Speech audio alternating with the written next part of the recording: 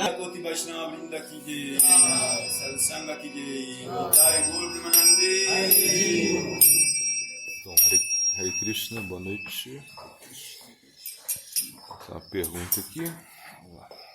Então, como podemos estar em bhajana mesmo durante os momentos do dia em que não estamos sentados praticando as angas principais do Bhakti? Como ser totalmente sincero e concentrado mesmo quando nos involucramos em atividades de forma mais relativas, né? Então eu acho que é muito difícil, né, nós ficarmos absortos em bhajana, ou seja, ficar pensando em Krishna, ficar praticando como um processo yógico, quando nós estamos realizando muitas atividades relativas, né? Eu acredito que isso, sim, pode acontecer com algumas pessoas, alguns sadhakas, em estágios mais avançados. Mas, de uma forma geral, é muito difícil, por exemplo, você ter que, de repente, construir, realizar algum trabalho laboral, uma atividade laboral, estando assim completamente concentrado em Krishna, pensando em Krishna o tempo todo. Isso Krishna mesmo ele diz, né? Yat karoshi, yat ashnasi, jajuhosi, dadasi, yat tapasasi, kontetat kurushat mat arpanam. Ele diz, tudo que você fizer, tudo que você comer, qualquer coisa que você der, qualquer austeridade, enfim, tudo isso faça como um sacrifício a mim. Então ele nos dá a oportunidade de oferecer as nossas ações a ele. Agora, para a prática do bhajana, essa absorção interna, onde você vai pensar em Krishna, onde você vai meditar em Krishna, isso requer momentos mais exclusivos para isso, onde você senta, onde você medita. Então, por isso, o Gayatri 3 vezes ao dia, sei lá, um número determinado de voltas de japa, 64, 32, 16, enfim, que você se compromete a praticar bhajana. Então você vai cantar o santo nome, bem tentando se concentrar ao máximo, pensando em Krishna, trazendo sempre a sua mente de volta, né? E isso vai ajudar muito, né, nas nossas práticas diárias. Então, por exemplo, quando você acorda e você passa Tilaka, né, Vishnu Tilaka, essa meditação, você entende que o seu corpo ele está sendo oferecido para Krishna, que o seu corpo é de Krishna, que você pertence a Krishna. Quando você entrega, né, a sua vida a Krishna, nesses momentos, né, de bhajana, de absorção, né, onde você realmente está chamando Krishna, onde você está querendo se conectar com Krishna verdadeiramente, né? Claro que, por exemplo, tanto Diksha, né, Harinama, Diksha, isso é essa conexão. Por isso que é importante receber a semente de uma forma genuína e cultivar essa semente de uma forma também genuína. Então a gente entende, tem versos que dizem, que explicam o poder disso, né, como Diksha Purascharaya Vidya Pikeshana Akare Diva Sparshna Achandale Sabare Udare. Ou seja, que mesmo até um comedor de cachorro, uma pessoa que está completamente desqualificada, se ela canta o santo nome, ela não precisa desses processos purificatórios antes da iniciação, e nem de Diksha, nem da própria iniciação. Se ela já canta o santo nome, ela pode alcançar a Krishna. Então, realmente, esse é o impulso que nós temos, esse impulso inicial, né? E nós temos que manter isso. Então, por isso, manter sempre esse sentimento muito vivo, esse sentimento de Diksha, esse sentimento de muita de muita absorção que nós recebemos, que Diksha, bom, de certa maneira, a iniciação, ela se diz que ela tem um pouco de Aishvarya, ou seja, um certo respeito, uma certa opulência, onde você entende que Krishna está se manifestando na sua vida de uma maneira mais oficial. Então, você que queria ser devoto de Krishna e você que agora faz votos, né, porque um devoto é aquele que faz votos, né? Porque se você não faz votos, você não pode ser um devoto. Então você tem que fazer votos, mesmo que algumas partes das escrituras dizem que não é bom você fazer voto que você não vai cumprir, mas de certa maneira aceitar essas responsabilidades. E o bhajana é uma responsabilidade muito grande que você aceita, ou seja, meditar sempre em Krishna, meditar no Guru. Então, claro, quando você está fazendo as suas atividades laborais, quando você está realizando essas atividades relativas, né, que realmente te colocam muito na paixão, né? A paixão realmente tem... por exemplo, você está construindo, você está trabalhando na horta, você está fazendo cerca, enfim... Por mais que você escute uma aula, por mais que você tente, de repente, né, decorar um versinho, isso ajuda, claro, isso ajuda a absorção, mas não é realmente a prática, não é a mesma coisa do que praticar um bhajana. Então, por isso, quando você pratica o bhajana, e lógico, você vai fazer isso nos primeiros momentos do dia, né, onde a mente está mais fresca, onde você está mais, né, bom, enfim, está mais tranquilo. Então, isso vai te manter durante o dia. Essa é a ideia. Então, essa absorção no bhajana, ela vai, de certa maneira, ser um pouco diferente quando você está cantando Gayatri, quando você está cantando uma japa sentado, sem ter que conversar com ninguém, fazendo realmente mauna, ou seja, só cantar o santo nome, não falar com ninguém, né? Trazer a mente sempre de volta. Então, tudo isso é absorção no bhajana, tudo isso é algo que você tem esses momentos, né, que pode ser 2 horas, 1 hora, 3, 4 horas, enfim, de acordo com o bhajana de cada um.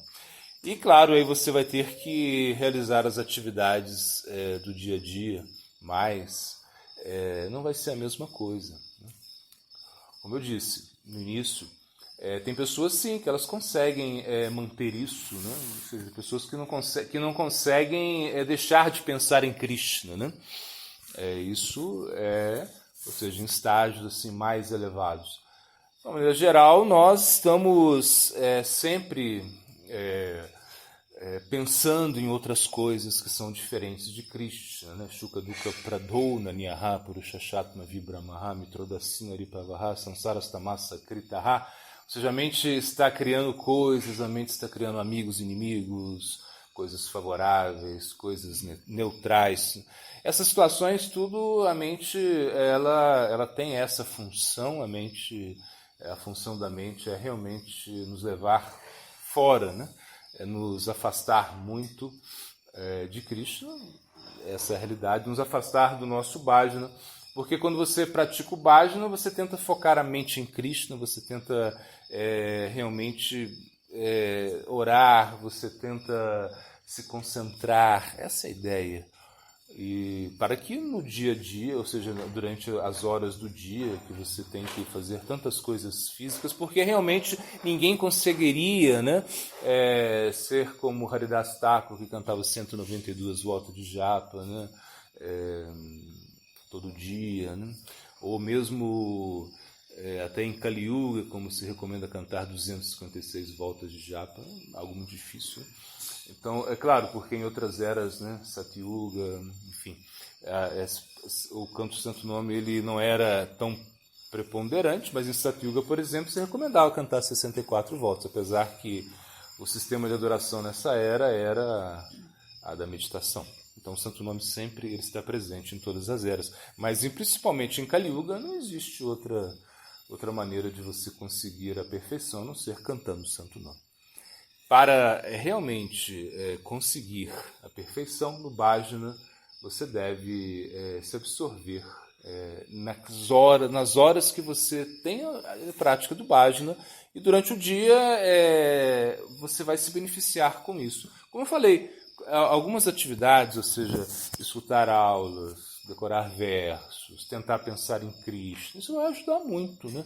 Mas como mesmo o horário, né, já é um pouco, né, diferente, por exemplo, uma coisa é você cantar japa às 4 da manhã, cantar o Gayatri, né, nesses horários, né, até 7 horas da manhã, a gente entende a bondade predominando aí, né, até às 7, depois a gente entende que a paixão vai entrar, né, e as atividades vão acontecer, e isso vai, de certa maneira, nos engolir um pouco. Mas as nossas práticas laborais, elas vão ser oferecidas a Krishna. Ou seja, tudo que nós vamos fazer é para satisfazer Krishna. Então, nesse sentido, não há nenhum problema. Que realmente possamos sempre meditar em Krishna de uma maneira ou de outra, né? Yada yada hidharmasa glenhi bhavati bharata abhyutanam adharmasa tatmanam srijami aham. Então, Krishna ele diz, eu venho restabelecer, eu venho ajudar, né? Então, realmente, pensando assim, né? Se você entende que Krishna ele vem restabelecer, ele também vem ajudar, ele vem combater, né, a irreligião, e de certa maneira a nossa mente e o nosso ego ele é muito irreligioso, né? Assim, ou seja, são inimigos assim muito potentes que estão nos levando para outra direção. Então, realmente, contar com Krishna. Porque é muito fácil, sim, se desviar do caminho, né? Ou seja, se desviar do bhajana, se desviar da absorção, quando nós estamos nas atividades mais relativas, né? As atividades relativas, elas, de certa maneira, elas levam um certo relaxamento, uma certa descontração, ou seja, é que realmente você precisa usar muito o corpo, né? Ou mesmo o intelecto, né, para algumas atividades. Por exemplo, uma pessoa que vai trabalhar no computador, né, que vai, sei lá, que tem um serviço de internet aí, ele vai ter que se absorver o intelecto uma coisa que é completamente diferente de Krishna. Ou seja, como é que ele vai pensar em Radha Krishna tendo que, sei lá, fazer marketing digital, tendo que... tantas coisas assim. Ou mesmo aí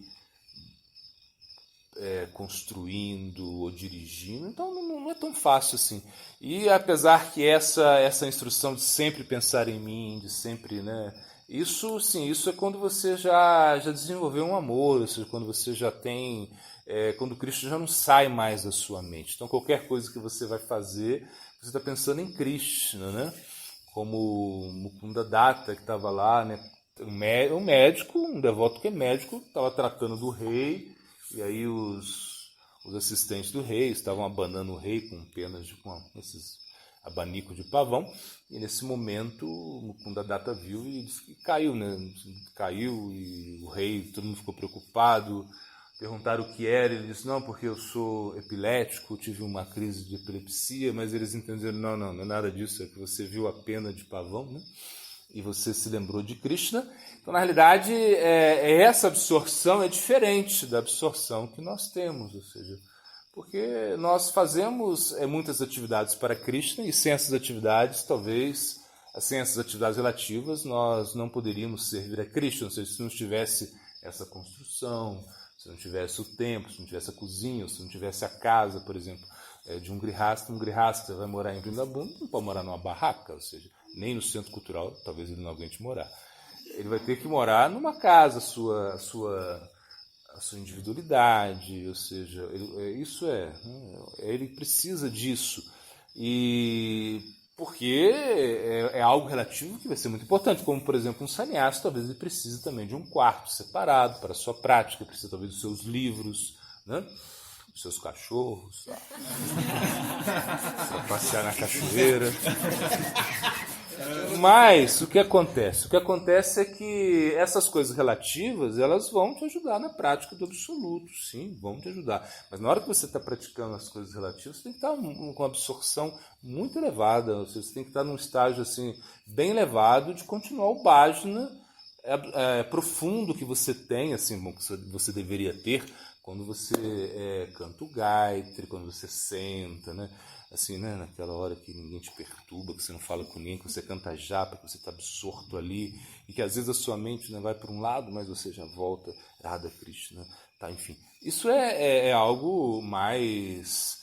Isso é base, esse é o processo yoga. E muitos devotos, muitos, eles deixam isso de lado, ou seja, eles não se ocupam no bhajana, eles negligenciam o bhajana em nome de atividades relativas. Então, por exemplo, eles podem pregar, eles podem abrir centro, eles podem coletar, eles podem construir, né? Mas isso não é o objetivo principal. Claro, a gente precisa de tudo isso, né? E é verdade. Sem isso, as pessoas não podem chegar, se você não tem um carro, como você vai trazer a bolga? Bom, pode trazer, né? Mas é mais difícil. Ou seja, e morar na barraca, numa cabaninha, né, de sapê, aí, uma cabaninha de palha, é muito difícil, né? Então, por isso, precisamos assim, de certas acomodações, de certas facilidades. Isso são as atividades relativas. As atividades relativas, elas vão realmente nos ajudar muito. Mas, com certeza, quando nós nos ocupamos em atividades relativas, como a administração, você tem que falar com o outro, e quer dizer, às vezes você tem que falar forte com uma pessoa, tem que corrigir uma pessoa, muitas vezes você tem que pedir algo para uma pessoa, e quando você vai pedir algo para uma pessoa, você tem que rogar, por favor, você pode limpar a cozinha, por favor, você pode... Será que você... Assim, nesse sentido, fica um pouco difícil pensar em Krishna, fica um pouco difícil absorver absorção no bhajana, vai ficar difícil. Quando você conseguiu praticar o bhajana, isso foi a misericórdia.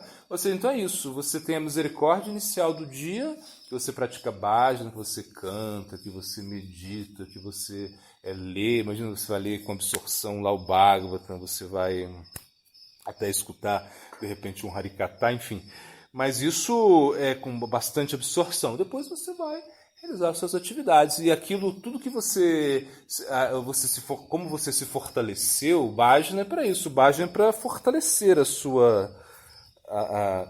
mundo interno. E quando você já está aí se relacionando com o mundo externo, ou seja, as atividades relativas, você vai ter que realmente entender que coisas vão acontecer. Por exemplo, você está na 25 de março fazendo compra para a fazenda, né? Ou seja, está difícil de absorver em bhajana nesse momento, assim. Você fica pensando, a sua consciência muda, claro, mas você entrou ali naquela confusão, ou está naquela...